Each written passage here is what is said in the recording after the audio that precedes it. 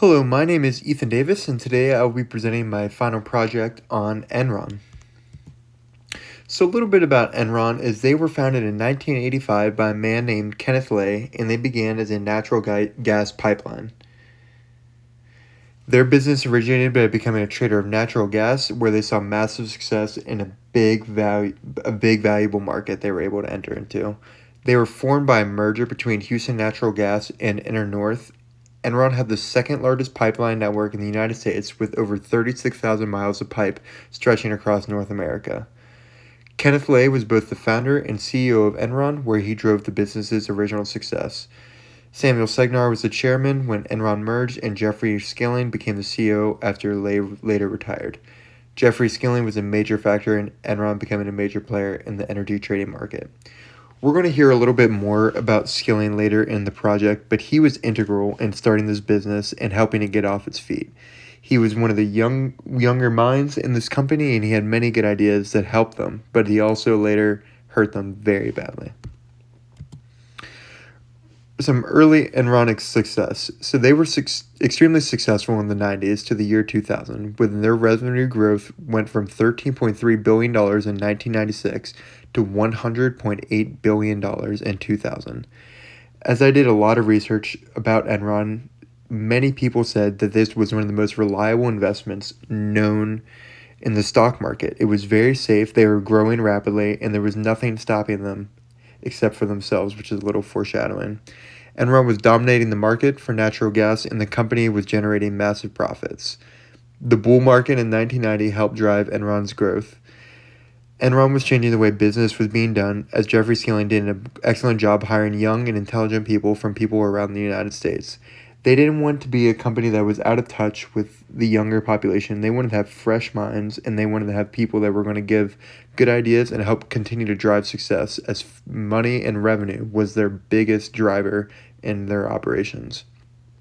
Enron was fueled by having as many cash generating trades as quickly as possible, so they're making things happen very quickly and were not thinking about a lot of the things they were doing.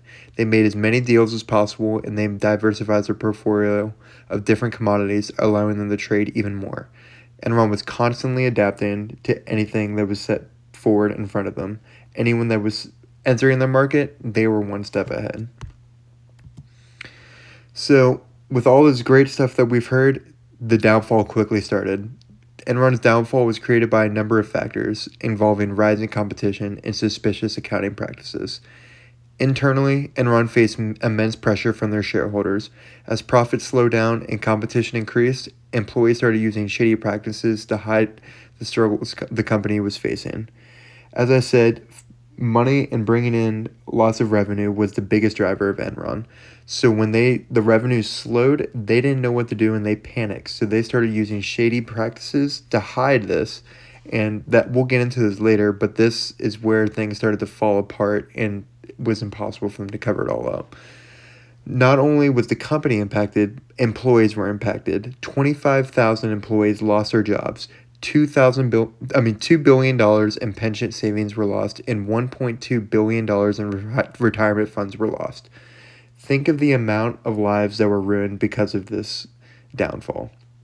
It is crazy to think that this happened and that this many people were impacted and lives were completely ruined by a few simple mistakes that were easily preventable. When Enron filed for bankruptcy, it was the largest bankrupt corporation in United States history. So when they went bankrupt in the early 2000s, it was the biggest it's ever seen in North America, which is crazy to think. Their corrupt practices were a major reason for the passing of the Sarbanes-Oxley Act, which was put into place to protect investors from fraud. So as we'll get into later, Enron was hiding many of the ways that they were going bankrupt and losing money. They were putting the blame on different companies, and so a law was even put into place to prevent this from happening in the future. So Enron's downfall impacted future laws that were created. The passage of this law is a major reason the downfall of Enron is still studied, as it highlights major uses of fraud and illegal techniques for profit. This scandal opened the eyes of investors and onlookers at how companies can mislead people into believing false information. You don't want to believe something's too good to be true, and when you see a company massively rising the stock market and creating lots of money and revenue growth, this should be something people keep an eye out for. And Enron, unfortunately, opened people's eyes to practices like this happening. Enron had many legal violations that occurred that had contributed to the downfall of the company. They used mark-to-market accounting to hide how badly the company was falling. This strategy gave off the illusion that they were having high profits when they were not at all. Enron also used special purpose entities, which is a short partnership with another business, and Enron would throw their bad assets at other companies. This made Enron look like they were not losing money, and they hid their losses from investors. So investors thought Enron was doing good, maybe hitting a few rough patches here and there, but in reality, they were going completely bankrupt, and they were blaming other companies for their losses. None of this looked bad for Enron, but obviously it was too much to cover up. Things began not to add up for financial analysts, and they became curious and started to study the financial statements, and none of it made sense. Many of the top executives within Enron faced many legal violations due to the fraud that took place. Kenneth Lay and Jeff Skilling were both convicted of both committing securities and wire fraud. Skilling was also charged with insider trading and wire fraud. The CFO, Andrew Fastow, was convicted of security fraud and conspiracy. Enron used many unethical practices, with the most prominent being lying. Enron publicly lied to the world and to their investors, which is a very unethical practice. Another major unethical practice they used was greed, with Enron being driven solely by money and not caring how their actions would hurt others. Enron was lying to the public. They were lying to people within, people lying to the outside. No one knew the corruptness that was occurring with Enron. Obviously, it was too much, and it eventually came out. But they were greedy. They cared purely about money, about profit, and being the biggest natural gas driver in the world. That was all that mattered to them, and nothing else was impactful to them. How could this prevented? The downfall of Enron occurred due to corporate greed and the great lengths gone to hide failure. As one of the most successful companies in the early 90s, it was surprising to see a company fall to this level. Having employees that had similar skill levels to each other hurt the company, as they all influenced each other to lie about revenues to the public.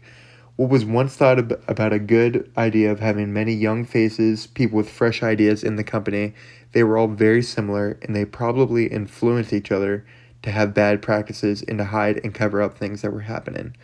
This could have been prevented with closer oversight by the government. Too much trust was placed in Enron, and they took advantage of not much oversight. There should have been stricter regulations regarding financial reporting, where Enron could not have taken advantage.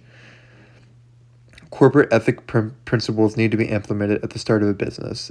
The right people need to be brought into a business to carry out the culture and set a strong foundation for the future. We'll get a little bit more into this deeply later into the project, but it needs to be happening from the beginning. It can't be something that a company decides to become ethical in the beginning. You need to bring in the right people that are going to push each other to be better, have good practices, and influence everyone to be positive. If you don't do this at the beginning, you're going to bring in people that are influenced by purely greed, and they're going to just take advantage of others and do things the wrong way, that no one should be doing things. So, in conclusion, a company can go down the path like Enron and not down a positive path due to corporate greed. Enron was purely focused on becoming a powerhouse, and they left all their morals behind. As we discussed early in the semester, Canon made their whole brand about moral responsibility. They tied in with their work every day. They brought in employees that were going to help carry out this mission, and when moral ethics are lost, that's when things fall apart. It is important to have people high up in the company be ready to take on moral responsibility and not be purely influenced by greed. So the last thing I will end by, I want to say I believe that Enron did suffer a fate, and this is due to poor ethics. When spreading good is no longer your mission and that becomes lost, bad things follow. There will be times of hardship, and it is how a company responds to adversity using strong and legal measures. I am a strong believer in doing things the right way, as people will be more willing to help you. When the only mission of the company is profit and misinformation becomes a major driver, it will come back to bite you. Enron had it coming out for them. They lost everything that made them successful in the beginning. They became unethical, they were greedy, they took advantage of people, and they lied to their investors. When they lost sight of what was important to them and to everyone around them, they were set up for failure. No one wants to help them. The media is going to come out to bite you. The media is going to be there to lie about you or say things that maybe you aren't ready to prepare. You may want to hire a lawyer or go to court, but if everything's out there, it's just going to make things way harder for you in the long run. So here's my works cited page. It includes all the citations for the images I used and obviously all the articles that I used to influence my project. Thank you for a great semester, and I hope you enjoyed my project.